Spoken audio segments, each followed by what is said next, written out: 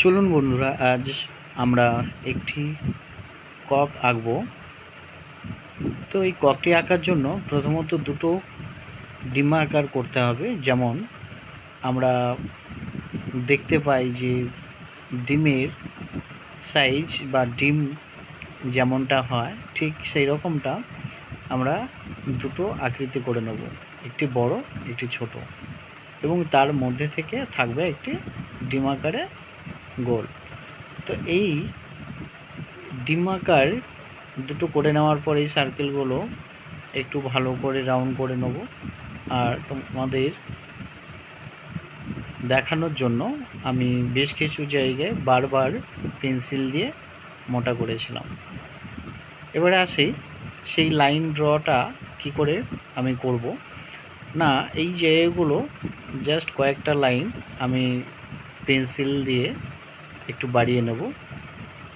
এই যে দেখতে পাচ্ছেন, এই জায়গাগুলো বাড়িয়ে নেওয়ার পর ঠিক তার মোরগের পিছনের অংশটুকু যে পাখনা থাকে, তার ডানা, পা, প্রত্যেকটা অংশ আমি আমার মতো করে ড্র করে নিচ্ছি এবং খুব কম সময়ে সহজ পদ্ধতিতে কিভাবে করানো যায় সেইটুকু ধ্যান রেখে করছি।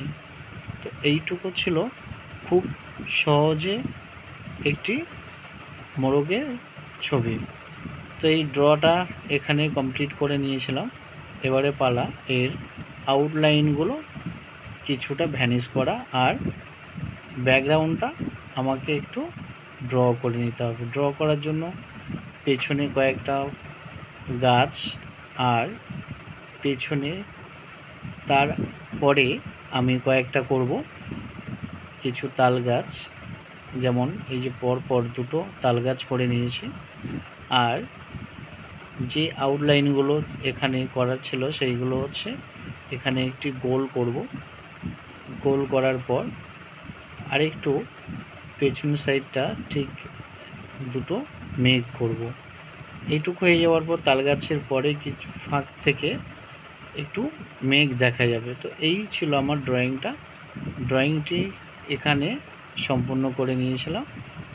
তারপরে আসি এর আউটলাইন ভ্যানিশ করার পর ফুল ড্রয়িংটা। এরপরে যাই কালারের ক্ষেত্রে। কালারে যাব, ফার্স্ট এখানে চাপানো হয়েছে স্কাই ব্লু।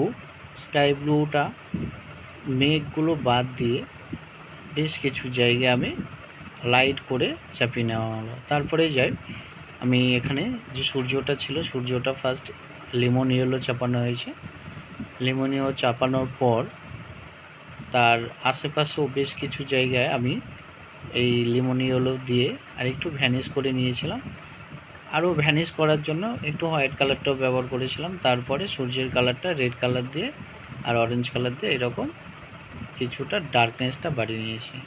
আর মেঘের দিকটাই আমি কালো বর্ডার দেওয়ার পর গ্রে কালার দিয়ে আমি তার মেঘের অংশটুকু এইরকম করে চাপিয়ে নিয়েছি। তো এই দুটো পরপর মেঘ আমি করে নেওয়ার পর তারপরে আমি এই যে দেখতে পাচ্ছেন দূরের যে গাছটা, এই গাছটা আমি স্যাপ গ্রিন আর ইয়েলো কিছুটা টাচ রেখে আমি লাইটনেস ডার্কনেস বাড়িয়ে নিয়েছি। তো এরকম করে স্যাপ গ্রিন দিয়ে পেছনের যে দূরের অংশটুকু ছিল দূরের গাছ, এই দূরের গাছ করে নিয়েছিলাম। দূরের গাছ করে নেওয়ার পর আমি যেই জায়গাগুলো একটু লাইট রাখবো সেই লাইট অংশটুকু ইয়েলো চাপিয়েছি, ডার্ক যে জায়গাটা রাখবো সেই জায়গাটা আমি কুশান ব্লু চাপিয়েছি। আর নিচের অংশটুকু যেটা ফাঁকা অংশ দেখা যাচ্ছিল সেটা ইয়েলো আকার আর অরেঞ্জ কালারের একটু টোন রেখে আমি জায়গাগুলো করে নিয়েছিলাম। তারপরে ব্লু কালার আর গ্রে কালার এই দুটো মিশ্রণ নিয়ে আমি এই মোরগটা যেখানে দাঁড়িয়ে আছে সেই জায়গাটাও আমি কালার চাপিয়ে নিয়েছিলাম। তো লাইটনেসটা রাখতে হবে, যেহেতু সূর্যের একটা আলো আসছে সেই জায়গাটা রেখে মাথায় আমার লাইটনেসটা খুব রাখা জরুরি। তাই গাছগুলো সেম, যে অংশটুকু সূর্যের দিকে আছে সেই অংশটুকু লাইট আছে, তার বিপরীত সাইডটা ডার্ক আছে।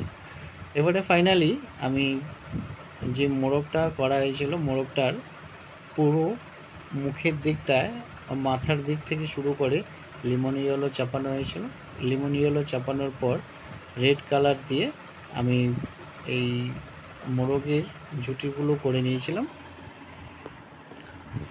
উপরটা ফার্স্ট করেছিলাম, পুরোটা কমপ্লিট করার পর তারপরে আমি যে নিচের অংশটুকু ছিল সেই নিচের অংশটুকু রেড কালার চাপিয়েছি। রেড কালার চাপানোর পর আমি গ্রিন কালার দিয়ে বেশ কিছু জায়গায় আমি এখানে চাপিয়ে নিয়েছি। যেহেতু মোরগের কালারটা একটু অন্যরকম করেছি, তার জন্য লাইট গ্রিন, ডার্ক গ্রিন আর ইয়েলো টোন রেখে, আর এই যে ইয়েলো করছি এর উপরটায় একটু রেড কালারে আর অরেঞ্জ কালারে একটু টোন রেখেছিলাম, যাতে একটু অন্যরকম কালারফুল দেখতে মনে হয় মোরগটা। তাই এইটুকু করে নেওয়ার পর এই মোরগের পায়ের দিকটায় আমি লেমন ইয়েলো আর অরেঞ্জ এই দুটো মিশ্রণ রেখে আমি এই জায়গাটায় আরেকটু ডার্কনেস লাইটনেস বাড়িয়ে নিয়েছিলাম। তো এইটুকু হয়ে যাওয়ার পর ফাইনালি আমি এখানে কাজটি সম্পূর্ণ করে নিয়েছিলাম। সম্পূর্ণ করার পর কাজটি কেমন হয়েছে আপনারা জানাবেন।